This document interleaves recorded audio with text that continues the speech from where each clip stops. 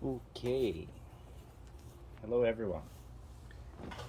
Here today to chat about something that is pretty important to tea, I think, in tea brewing, especially when you get to somewhat of the picky level, and that is the kettle and how you prepare the water. So, this is something that's called a Tetsubin, iron thing, iron pot. Um, so, this is Japanese, and I guess that the history of these things goes back quite a ways. Japan has been interested in tea for a long time, before Japan was really unified as a country. And so that means that when it was feudal and then there were kind of castle towns all around the country, there are certain incentives that you can give to people. For example, ironsmiths to come live in your land by guaranteeing that they have a job and a source of income and some safety for their families. So the Nanbu clan up in what would be now like Iwate Prefecture, so this is getting kind of close to Hokkaido, up in the northern bit of Japan. The Nanbu clan attracted pretty much all of the ironsmiths in the country, and they all lived under this Nanbu name. Of course, those things don't exist anymore, but the tradition of ironsmithing is not necessarily for knives and swords, but more for cookware, pots, and things like that. It's pretty big in these two cities, Morioka and Mizusawa. Nonetheless, anything made in these areas is called nanbuteki, or like Nanbu. What does teki mean? Doesn't matter for this video. This is the result, and I've had this Tetsubin for about 9 years, maybe getting close to 9 years for sure. It's pretty important to me. I use it almost every day, and there's something about, I guess, what Tetsubins do to the water which makes them worthwhile. I would say, first of all, there's things that look like them that are not them. The difference between Tetsubin like this and, let's say, if you went to any tea shop really that sell, can I say, generally the shape is flatter, wider. They're more decorative, and they usually come in different colors, but the color is not important. So they're teapots, and the inside of the teapots is almost glass enamel. It's glazed, and the glaze protects the metal from the water and the subsequent oxidation, so that the inside of those teapots will never rust. And that's good in a way, and then in another way it's bad. Let's say that rust sucks and you try to avoid it. In a Tetsubin, there is no enamel glazing, and so if you're careless, maybe too careless, frequently careless, they will break. They'll get rusty. You can break them too. We'll cover all of that. But the price difference is pretty big, and that's one of the things that, I don't know, people take advantage of it. Like, we have a Facebook marketplace, and I'll peek at it from time to time, and you'd see people selling like Tetsubins, which are not Tetsubins, they're teapots, for Tetsubin prices. And because maybe someone who doesn't know better would buy it, and I don't know if it's like malicious intent or not. Probably it's not, but it's just like, I guess the level of knowledge is just not there. So this one is a pretty cheap one. I think it comes to about 600 Canadian dollars, and that was 8 years ago. But I think the prices of these things, they don't really change. There are producers that go way above that, and so this is, first of all, it's basically cast iron. You can get a different type of iron that's called sand iron, that comes from Shiga Prefecture, there's this big lake called Biwa Lake there. Sand iron is iron harvested from the sand of that lake. It makes a superior kettle, apparently. I have never tried it personally, but that's what is said. The way that you can tell the difference of them is, well, one, by price. Sand iron is really expensive all the time. And that is because that when they're being forged, so if you can imagine that there's a mold, and of course they're going to be pouring molten iron into the mold, and it sets into the shape. As it's drying, sand iron has a very high chance to just crack, and then it has to be reforged again and again and again. Apparently, the success rate is pretty low, and that is one of the justification of the price. But anyway, iron surely is not iron. Sand iron looks more metallic, so it's got more of a silvery kind of sheen to it, and so some people like that. Some people, just want to have the nicer thing. When I was, how old was I when I bought this thing? Let's say I was 24. When I was 24 and I bought this thing, I was just kind of getting into tea, and for that reason, my wife was pretty hesitant to allow me to buy like a sand iron one, because, well, a cheap one is $600. A sand iron one, they start at like $1,000. They really easily get up to $2,000, $3,000 depending on design. So anyway, I got this one, and I've been using it since, and it's in pretty good condition still. And there's some things about this that I think you should see if you are considering to get one. And it's mostly about the interior. So you can see there is the white. Okay, this is calcium scale buildup. I can barely see the screen, so excuse me. But so it's patchy, right? And the patchy is due to negligence on my part, and I'll explain that. But the idea behind this is that white layer of calcium does a few things. One, it protects the pot from rust. It kind of acts as a buffer, and so the water is going to have to deal with that first before it starts to deal with the rust. And then, so that's one thing. That calcium also will saturate your water with minerals every single time that you use this. And that's, if I was to bring this to an area with extremely soft water, it wouldn't do a damn thing. Because when I put the soft water into here, all of the minerality in here would just saturate it again up to the max. Okay, so this is a lot of use to build up this layer of, they call it like snow, but that can be destroyed, that snow, and that's one of the things that you have to be aware of. So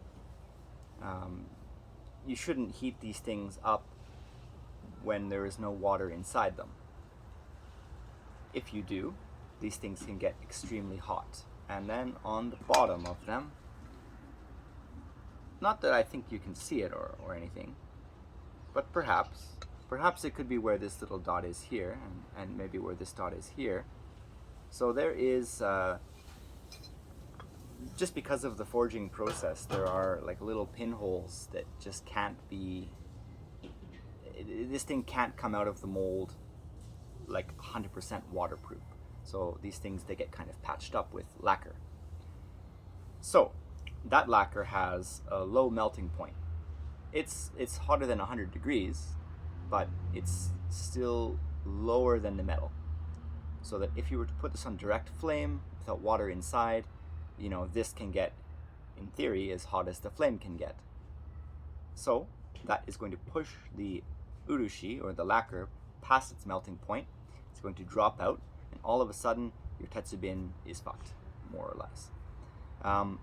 I have, unfortunately, and then luckily, been in a situation at least over 8 times in these years where this has been on a flame or on a heating element without any water in it.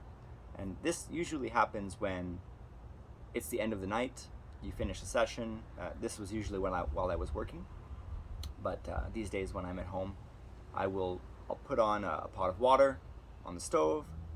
I'll go upstairs, I'll go do something else, I'll completely forget that I have the water on the stove, and then, the water boils down. Eventually, you start to smell very distinct, like hot metal aroma, and you're like, uh-oh. And then you run downstairs, you grab an oven mitt, you grab this thing because it's screaming hot, and you put it off the element and you let it cool down. And what happens is that layer of calcium, it like burns. And then for the next 10 to 12 sessions of this thing being full of new water, you're going to taste this burned metallic note in the water. Definitely not ideal. The good thing is that goes away. It just takes some time.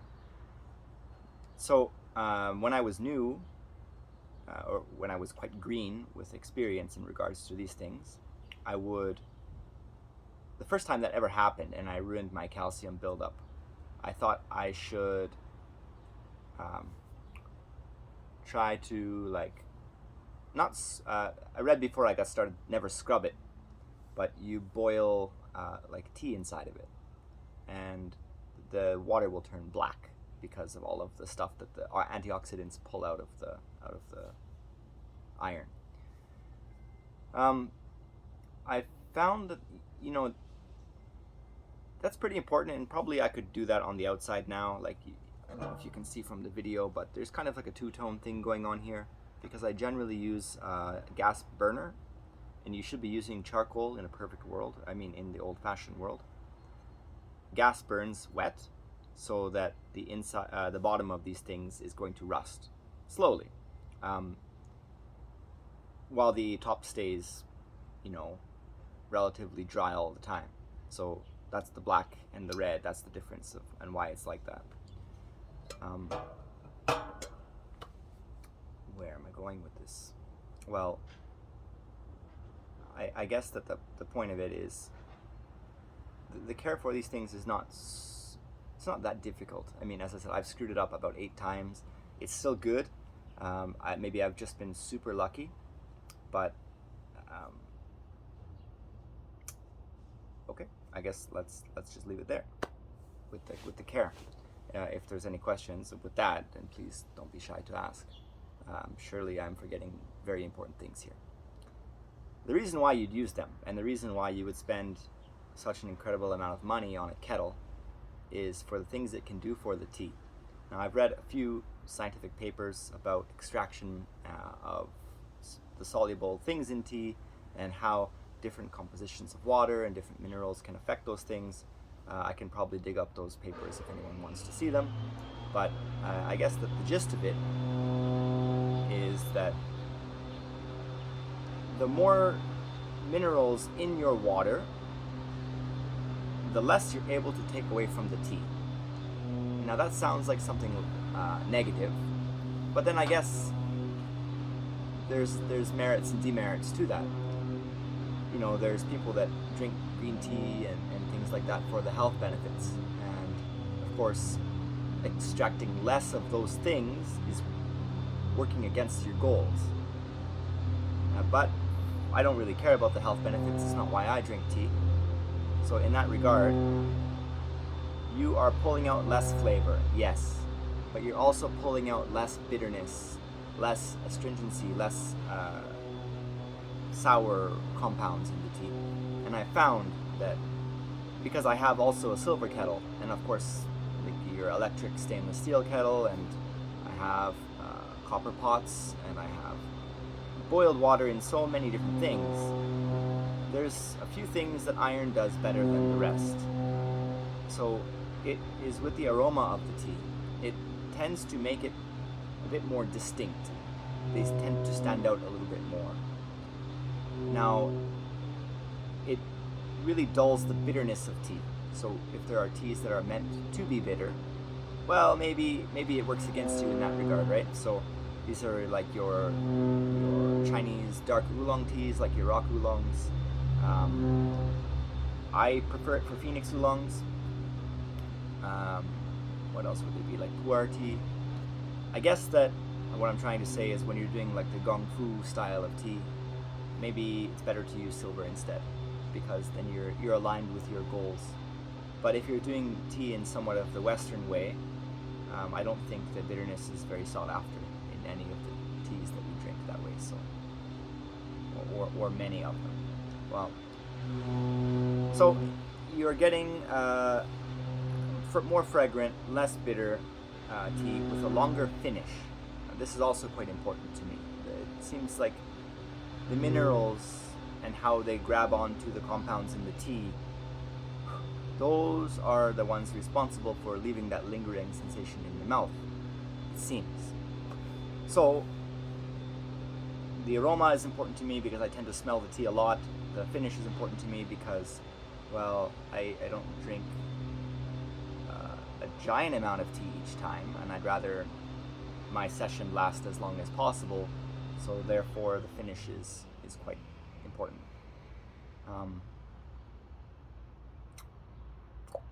Where do we go? Care, we did. Price.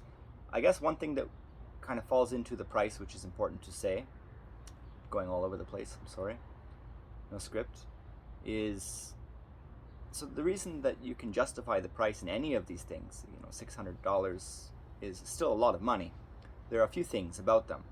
So let's say this thing was just completely patternless, so that if you can imagine, there's a few different kinds of molds that you can make. You can make a mold out of clay, which would be good for many uses with very minor adjustments and patching up in areas that might snag on metal as it's being opened up to release the finished iron. You would also be able to use sand, and I think there might be another one, but clay and sand are the big two. If you're wanting to get a design, like a fine design, sand doesn't really work that well.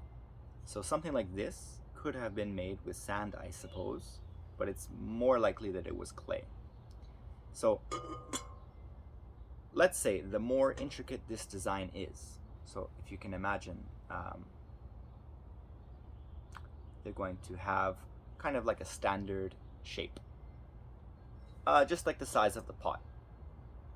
They're going to encase this thing in clay. They're going to rip it apart.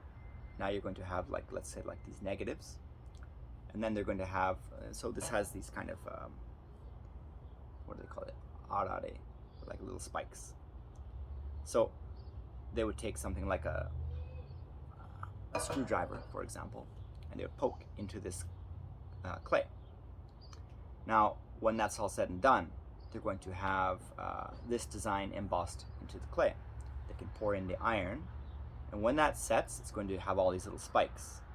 But then you imagine that the clay is opened up to take it away from the pot. Some of those spikes might snag and tear. Now, if that mold is destroyed after one use, that means all of the time spent on that mold goes into the price of one pot.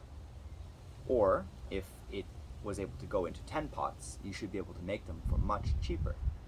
So the designs where you get dragons or plum blossoms or clouds or whatever that may be, or even like jackfruit or durian-sized spikes,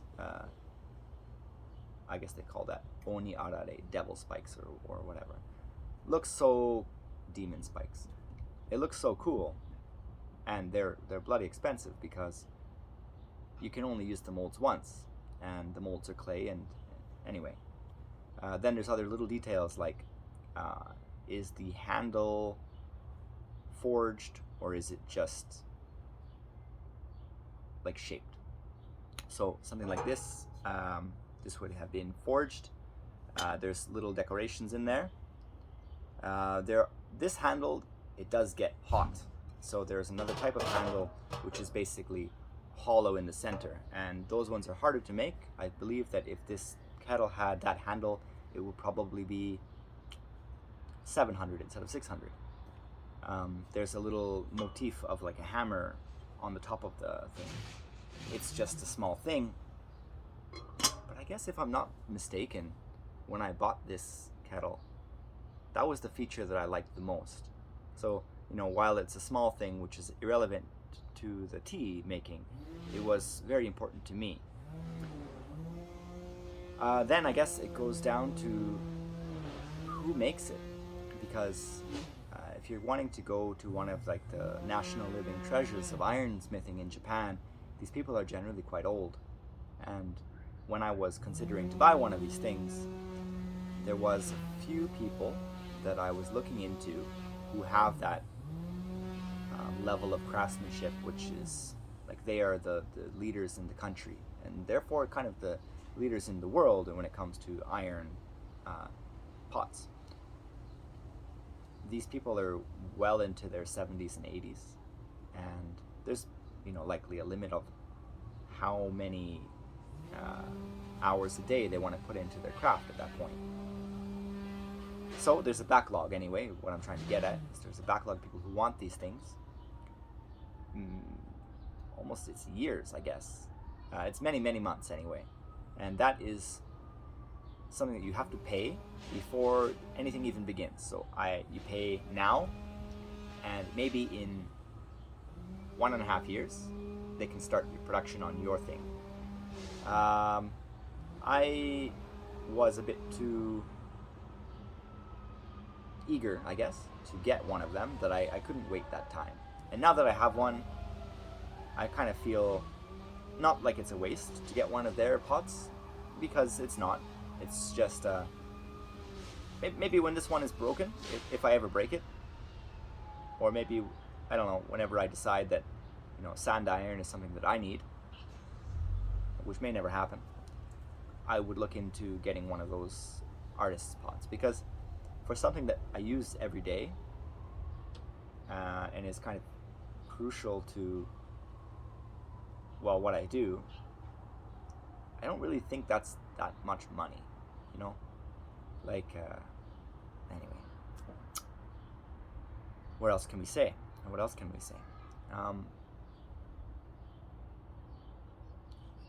If you want the outside to stay nice and black, it's just going back to the boiling tea, you can take a bunch of your spent tea leaves. They don't have to be oolong tea, but apparently oolong is the one that is recommended the most. And I think, because I've used several on this, maybe my 2 cents is, if you're going to use something like sencha, it's kind of a pain in the ass to get it off. Because if you use oolong, you have these giant whole leaves that you can, if you have a handful of them that are wet, that you've been saving, after your sessions, or even after one gong fu session, you can just take those wet leaves and you can just rub the outside of the pot with them, give it a bit of a rinse, heat it up with water, and it'll just dry off. So the way to maintain these things and to take care of them. So you shouldn't really leave water sitting in them for a long period of time. Now, how long is long? I don't know. I've left water in them for days accidentally, and I still have only very, very minor rust on the inside of mine. And when I say days, I mean a day, because I panicked like crazy. That was when I was working. I left it sitting on a counter. I meant to dry it out. I went to sleep that night thinking, oh my god, I didn't dry off my Tetsubin. So I got back into work, as soon as it opened the next day. Ran up, opened it up. Of course, there's water in there. It's not the end of the world, although I suppose it could be. Maybe I'm just super lucky. Probably not, though. So, what you should do after every session is, so you fill it up with water, you boil it, everything is great, you pour off the water you need. When you're done, you pour off all of the water after it's been boiled, so this thing is still quite close to 100 degrees. And then you open up the lid. There's going to be steam, of course. It's going to dry itself out. The heat that the metal has absorbed is going to evaporate all the water inside. You get a nice dry interior, and that's how you keep it from rusting. And so that is the thing that you do every time. There is something that said, don't ever add cold water to a empty hot Tetsubin. Now, I am scared to push this concept too far, but if you have just like a glass of, just a glass, and the glass is made at very high temperatures, but it's a pretty sensitive material. You have a glass, you drink some cold water, you throw out the water, you pour boiling water into it, it's going to smash, or crack at least. So in theory, the same thing should happen to this. Now, I don't know if the difference is only 100 degrees.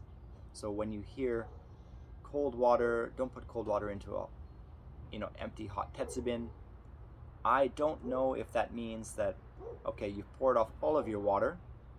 Now this thing was, let's say it's 100 degrees. I've got some cold water here, let's put it in. I wouldn't try it, and I'm not sure what's going to happen. I think it's better not to do it. If you have a little bit of water in here though, let's say even 100 milliliters, I think it's okay, because I've done that many times. Not necessarily putting in ice water, but just if you have water in a pitcher and you're kind of low. I have never had any experience where like there has been a weird warping sound or cracking sound, and it's been many years of doing that, so I think that's totally fine. I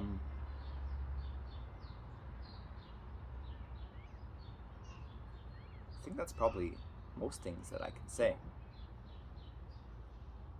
Maybe I should have wrote a script. Well, thanks for watching. If you have any questions, don't be shy. I have a lot of experience with this thing, so I'm happy to pass on any answers that I might have. Okay, bye.